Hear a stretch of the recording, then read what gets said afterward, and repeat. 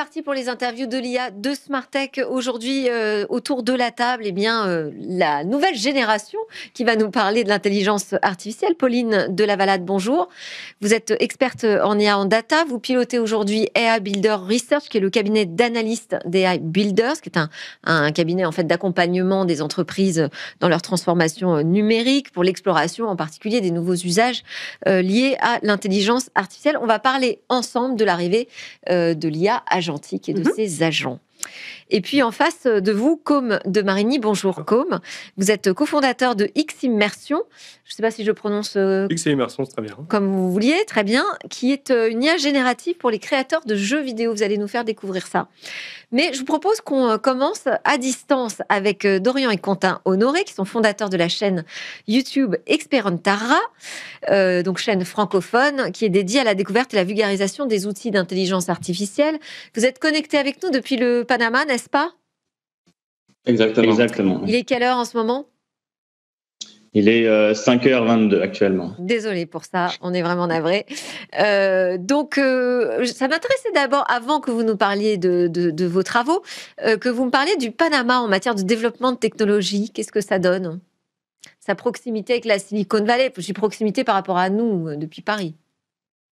Donc, au Panama, donc, il y a vraiment des investissements qui sont faits. Donc, étant sur le continent américain, c'est vraiment lié aux États-Unis. Donc, il y a forcément des investissements qui sont faits. Bien sûr, c'est encore un pays en développement. Donc, il y a encore des problèmes et beaucoup d'améliorations à faire. Mais ils sont en train d'avancer dans la technologie et dans l'IA aussi. Alors, donc vous êtes passionné d'intelligence artificielle. Vous avez décidé de monter cette chaîne YouTube pour aider un peu tout le monde à comprendre comment s'emparer de ces nouveaux outils d'IA générative en particulier, parce que l'IA, c'est pas tellement nouveau, mais de voir comment l'IA générative peut s'intégrer finalement dans notre quotidien ou dans notre travail. Et pour ça, vous testez des outils. Quelle est votre dernière vidéo ? Donc, notre dernière vidéo que j'ai préparée hier et qui sortira aujourd'hui, c'est sur un nouveau générateur de vidéos IA et qui a été créé par Grok AI. Donc, il y a vraiment peu de personnes qui en parlent, mais pourtant, je l'ai testé et le résultat, il est vraiment époustouflant parce que c'est principalement fait en fonction d'une image et ça va directement à une vidéo par lui-même. Comment le résultat époustouflant, vous allez nous le montrer comment ? Donc en fait, j'ai fait plein d'exemples dans ma vidéo où par exemple, j'avais préparé une image au préalable, je la mets directement dans l'intelligence artificielle qui s'appelle donc Imagine 0.9. Ça, c'est le modèle de Grok et il va automatiquement prendre l'image et la créer en vidéo sans même avoir besoin de prompt. Donc ensuite, on peut utiliser des prompts pour faire quelques changements, changer des effets, mais l'intelligence artificielle, elle comprend par elle-même comment est-ce qu'elle va animer l'image pour faire une vidéo qui est bien. Et ça vous arrive d'être déçu parfois avec les outils que vous utilisez sur vos tests ? Ah oui, il y a plein d'outils d'intelligence artificielle qui sont vraiment moins performants que d'autres. Et pour ça, je me réfère plutôt à certaines IA génératives en Chine. Donc, il y a DeepSeek qui est assez bien, qui arrive à arriver à la cheville d'OpenAI. Mais par contre, il y en a d'autres qui ne sont vraiment pas bien, comme par exemple Qwen, donc un modèle d'Alibaba. Et pour la génération de texte, on voit vraiment qu'il y a des problèmes dans la cohérence. Et donc ça, on n'hésite pas à le dire quand c'est le cas pour ces IA. Vous êtes encore jeune, vous êtes étudiant. Comment est-ce que vous arrivez à vous projeter sur les besoins que pourraient avoir des entreprises ou des professionnels ?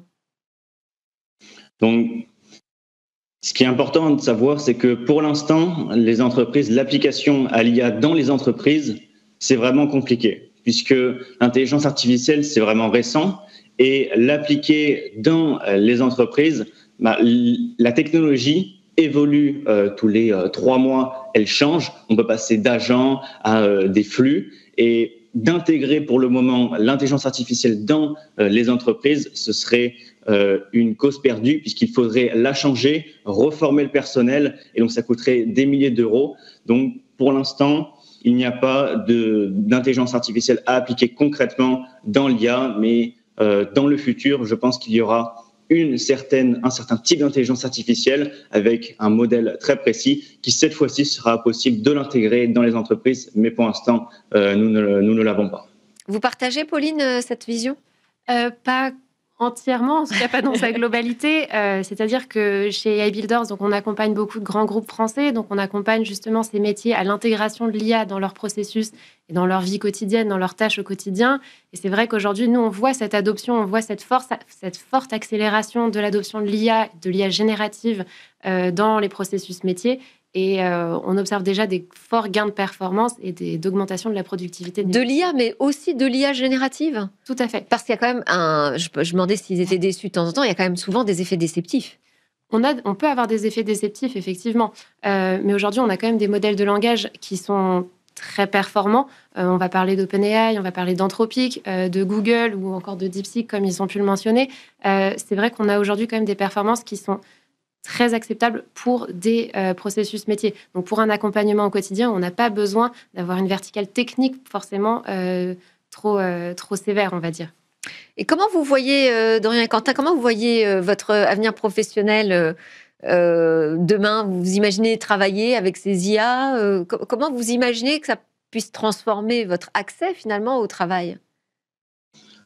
Donc, je pense que l'intelligence artificielle, ça va être comme Internet. Donc, au début, on est au début. Donc, il y a des outils qui arrivent petit à petit. Actuellement, donc, ils arrivent très rapidement. Il y en a des dizaines d'outils IA qui se créent chaque jour.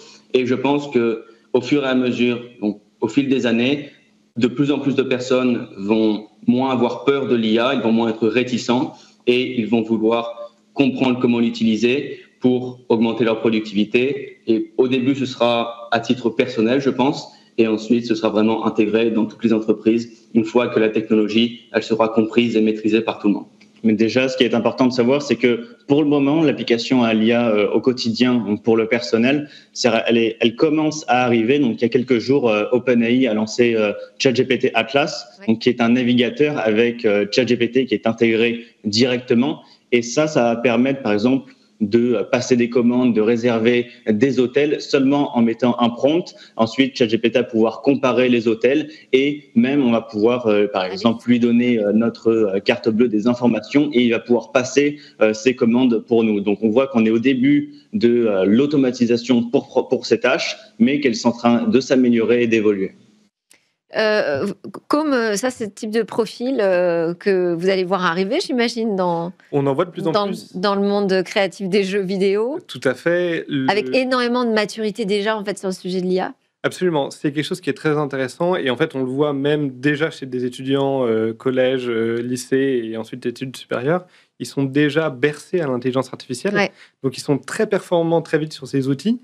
Ils ont en général tellement de compréhension sur les cas d'usage, les applications, qu'ils en oublient un peu les problématiques techniques fondamentales qu'il y a derrière, qui sont complexes.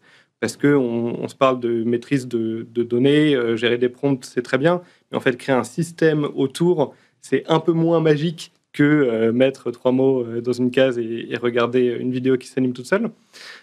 Mais par contre, il y a une acceptation qui est complètement différente de l'intelligence artificielle aujourd'hui de la part des jeunes. Et nous, on voit beaucoup d'étudiants qui nous contactent parce qu'ils veulent faire partie un peu de ce mouvement. Ouais. Et puis, je trouve ça super de voir deux frères comme ça qui, justement, s'intéressent à la technique, qui ont envie de partager leurs tests et de montrer voilà, si ça marche ou quelles sont les choses intéressantes qu'on peut faire avec toutes ces nouveautés d'IA. Vous avez des questions pour eux, peut-être vous connaissiez leur chaîne, non? Experimentara? Non, je ne connaissais pas, mais voilà, j'irai regarder très certainement. Okay. Pareil, je découvre et je suis curieux d'en voir plus. Ok, eh ben super. Merci beaucoup à tous les deux d'avoir été connectés si tôt pour vous avec nous dans Smart Tech depuis Paris. On vous souhaite donc une très bonne fin de nuit et une bonne journée. À très bientôt. On se verra peut-être au CES de Las Vegas parce que j'ai appris que vous seriez sans doute là-bas. Merci beaucoup. On continue, nous, en plateau avec Pauline donc, de Lavalade. Vous êtes chef de la cellule Research d'AI Builders. Cette arrivée de l'agentique AI, de ces agents IA, vous voyez déjà des premières adoptions. Qu'est-ce que ça va changer? Quelles sont les nouvelles questions que ça pose? Alors, on voit, c'est ce qu'on disait tout à l'heure, c'est vraiment, il y a déjà une forte envie d'adopter les agents. Les gens sont demandeurs, les métiers sont demandeurs de ces automatisations par agent, et on voit de plus en plus de solutions sur le marché qui se positionnent justement sur le fait d'apporter cette IA agentique aux métiers, à des profils non techniques, chose qu'on voyait moins avec l'IA plus globale ou telle qu'on l'entendait il y a quelques années. Et finalement, cette adoption aujourd'hui, elle est permise aussi parce qu'on a des entreprises qui veulent aller dans ce sens, qui veulent autonomiser leur métier en leur donnant accès à ces outils d'IA agentique pour justement augmenter leur productivité et aller plus loin dans l'automatisation de processus. Il y a aussi ce phénomène d'agent AI, peut-être le fantasme que finalement, ça ne va pas être juste une IA avec qui on discute, mais ça va être une IA qui va faire des choses. Est-ce que cette question, elle est posée aujourd'hui par les entreprises en termes de, finalement, je n'aurai plus besoin de quelqu'un pour faire ça, puisque j'aurai un agent? Alors, est-ce que la question avec les agents se pose plus en termes d'emploi, finalement? Je pense que la question se pose à toute évolution technologique qu'on aperçoit et qui est intégrée dans les entreprises. Il y a effectivement une question qui va se poser du niveau d'impact que ça va avoir sur les métiers. Mais ça veut tout simplement dire qu'il faut les embarquer, qu'il faut les former à ces nouvelles technologies pour qu'ils puissent les adopter et non pas les remplacer. Donc, transformer plutôt le poste, finalement. Voilà. Et c'est pour ça que AI Builders aussi se positionne sur ce créneau d'accompagnement des entreprises dans cette stratégie de transformation data IA pour transformer les métiers et pour finalement bouger les investissements vers les cas d'usage à plus forte valeur ajoutée pour les entreprises. Et les métiers accueillent ça à bras ouverts Alors, ça va dépendre des métiers.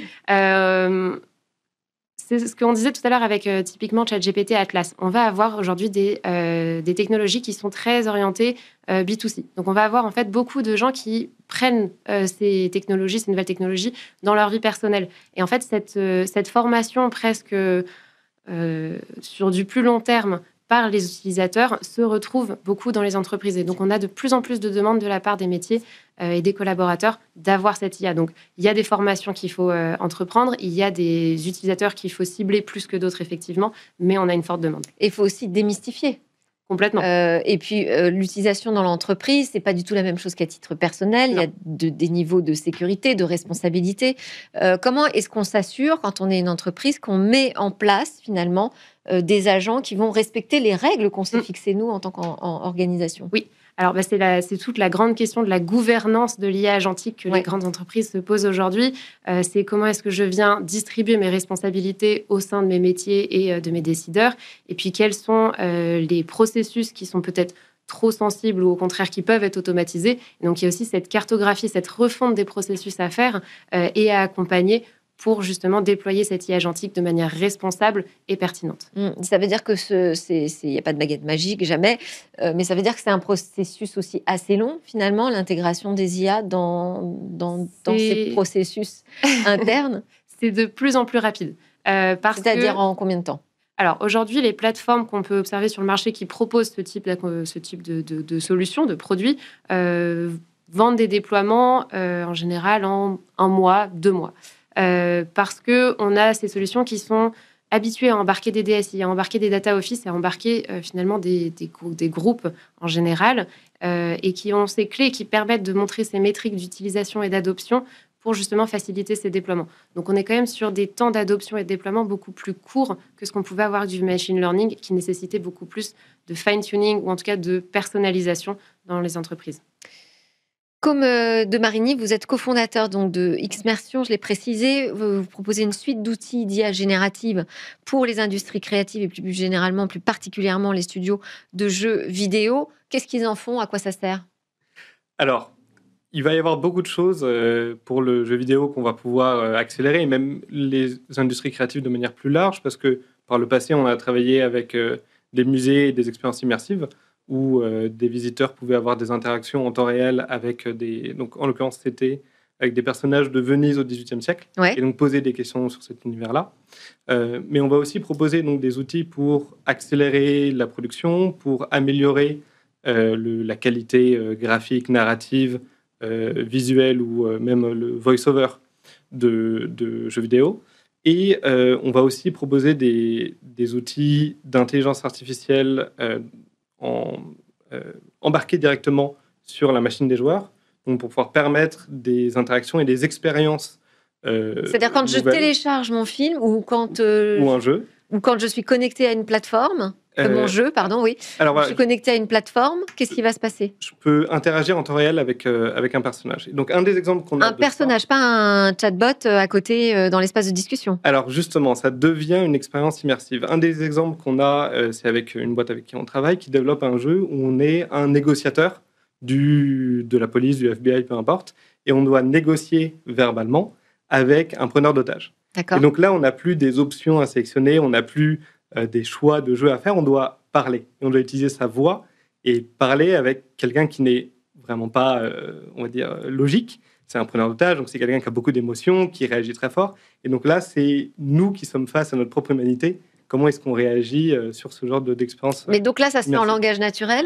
Ça se fait en langage naturel. Avec tous les risques que ça comporte, parce que alors des IA génératifs qui ont été détournés par les utilisateurs, qui leur racontaient des histoires pas forcément prévues dans le scénario, on en a plein. C'est là que ça devient un nouveau, on va dire, spectre de création dans le jeu vidéo. Il faut recréer des systèmes de narration, il faut recréer des systèmes de jeu, et donc ça devient une période créative qui est hyper intéressante. On discute avec beaucoup de studios qui voient leurs yeux vraiment s'ouvrir sur les perspectives parce que c'est un peu un nouveau pinceau, un nouveau jouet qu'on donne à un artiste. Soudainement, ils se rendent compte qu'il peut faire beaucoup plus de choses qu'avant. Et c'est surtout du côté des scénaristes, finalement ? Alors, pas que. Parce que quand on est dans la partie interaction en temps réel, en effet, ça va être une histoire, un scénario qu'on va pouvoir déployer et adapter. Quand on est dans la partie production, c'est dire à un animateur, en fait, là, il y avait 25 000 animations à faire, on n'a pas le budget pour le faire.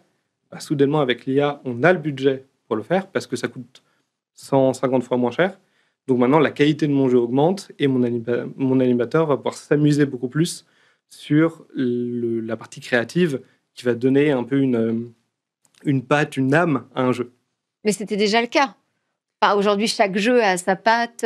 Chaque jeu a sa patte, mais ça coûte extrêmement cher de Ça veut dire qu'on va avoir produire. Plus de petits studios, parce qu'il y a déjà un gros écosystème de studios indépendants, mais vous pensez que ça va avoir un impact aussi sur la taille de l'écosystème, par exemple ? Comment est-ce que ça va changer le marché ? C'est très intéressant.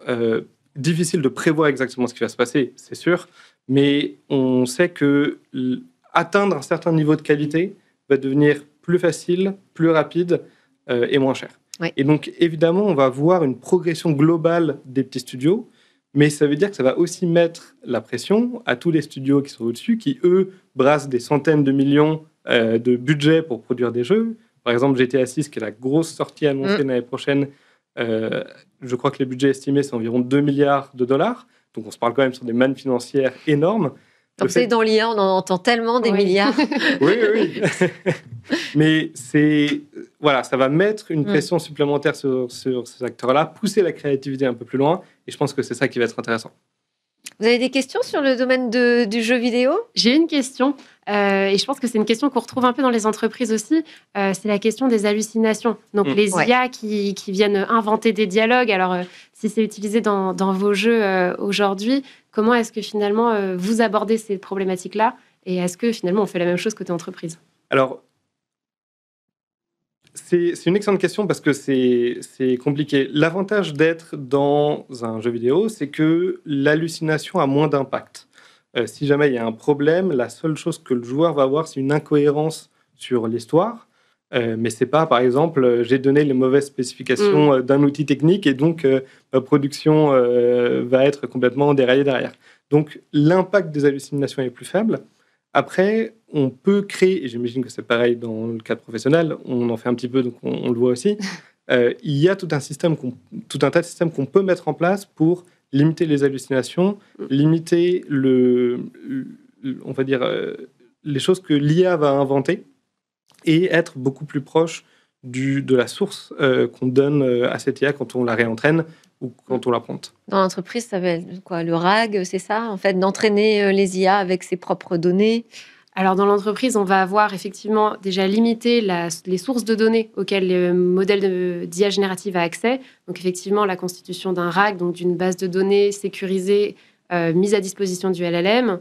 Et puis, on va avoir aussi ce qu'on va appeler des garde-fous. On va avoir plein de métriques qui vont être mises en place pour repérer les erreurs les hallucinations, les erreurs de génération, mais aussi tout ce qui va être généré à caractère dangereux ou de plus en plus pour le respect du RGPD, donc beaucoup de trust layers, d'anonymisation de données. Ouais. Donc, c'est toutes ces métriques-là qui sont mises en place dans les entreprises et sur lesquelles, en fait, on va avoir de plus en plus des réglementations par verticale métier et aussi sectorielle, parce qu'on travaille beaucoup typiquement avec des secteurs type banque-assurance qui demandent beaucoup de réglementation. Et donc, on voit de plus en plus de métriques et de méthodologies de maintien en conditions intelligentes de ces modèles d'IA génératifs. Mais du coup, ça devient aussi quelque chose de plus en plus onéreux parce qu'il faut créer des IA qui surveillent les IA, vérifier les résultats des IA, s'assurer qu'il n'y a pas les hallucinations, corriger. Ça devient des grosses machines. Ça devient des grosses machines, mais on a aussi des modèles qui coûtent de moins en moins cher. On a des modèles qui coûtent de moins en moins cher. On a notamment ce qu'on va appeler les SLM, donc les Small Language Models, qui sont de plus en plus présents dans les entreprises et dans les solutions d'IA générative. Et ces Small Language Models qui peuvent être justement fine-tunés, qui peuvent être spécialisés dans justement ces garde-fous et le fait de surveiller les autres IA. Et vous encouragez à utiliser des modèles ouverts, des modèles européens? Je dis des modèles, il n'y en a pas tant que ça, mais... Alors, toujours. Le sujet de souveraineté revient de plus en plus. On va avoir un sujet de souveraineté effectivement plus géographique, donc le fait d'utiliser des data centers en France, en Europe, et le fait d'utiliser effectivement des modèles où on connaît les données sur lesquelles ils ont été entraînés. Ou en tout cas, on connaît un peu le spectre. Ça limite effectivement le nombre de modèles. Ça limite effectivement le nombre de modèles et on va avoir beaucoup d'acteurs typiquement qui refusent d'utiliser des modèles chinois ou d'utiliser, on parlait de Grok tout à l'heure, de XAI, qui vont refuser d'utiliser ces modèles parce qu'ils n'ont pas été entraînés ou alignés de la même manière. C'est-à-dire que dans leur paramétrage du modèle, ils n'ont pas limité la génération de mots à caractère dangereux ou raciste ou que sais-je. Ma question, c'était aussi, est-ce qu'on a les outils en matière d'IA pour se dire, on peut être autonome stratégiquement en matière d'IA? Est-ce qu'on peut n'utiliser que des technologies européennes? J'aimerais que vous une vaste question. Oui. Alors, en tout cas, on va dans cette direction, ça c'est sûr. Parce que quand on parle de souveraineté, en fait, on parle de tout un spectre de technologies qui vont du matériel, parce qu'aujourd'hui, le grand leader sur le matériel pour le calcul d'IA, c'est NVIDIA. Mais en Europe, en France, on a typiquement Cyperl qui crée des puces pour les calculs d'IA pour les data centers européens. Donc, c'est une première étape. On y va. Il faut qu'ils aient de l'argent. Il faut qu'ils continuent leur développement. C'est super. Ils ont réalisé encore une levée de fonds cet été. Ça progresse. Tout à fait, c'est top. Ensuite, on a le cloud provider, donc tous les services d'accès justement à ces data centers. Donc, on a les grands américains, AWS, Microsoft, qui sont là. Alors, on a vu que ça fonctionne pas toujours à 100%. AWS a eu une petite panne cette semaine. Grosse, ouais. Ça a impacté une bonne partie de l'industrie de l'IA. Mais on en a aussi en Europe, donc je pense à Scaleway, OVH, qui fonctionnent très bien. Et ensuite, on va avoir donc, les grands modèles. On a Mistral, on en a plein d'autres. GPT-X, qui est un modèle open source allemand, par exemple. Et ensuite, on va avoir toutes les applications qui vont derrière. Donc, ce spectre-là, oui, on l'a. Maintenant, il y a aussi la problématique de « Ok, j'utilise un modèle d'IA qui est Mistral, qui est français, c'est super. » Mais en fait, à chaque fois que je l'utilise, le serveur, en l'occurrence, il passe par un autre client et donc c'est hosté aux États-Unis. Donc, moi, toutes mes datas, elles partent aux États-Unis. Bon, là, c'est un cas d'usage qui est problématique.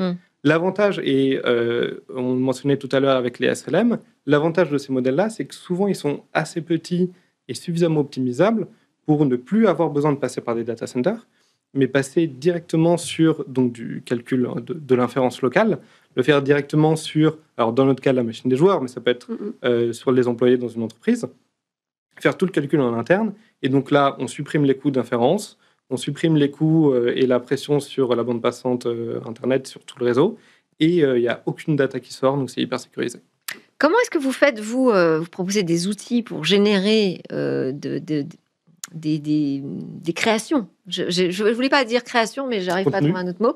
Oui, des contenus, des images, des personnages.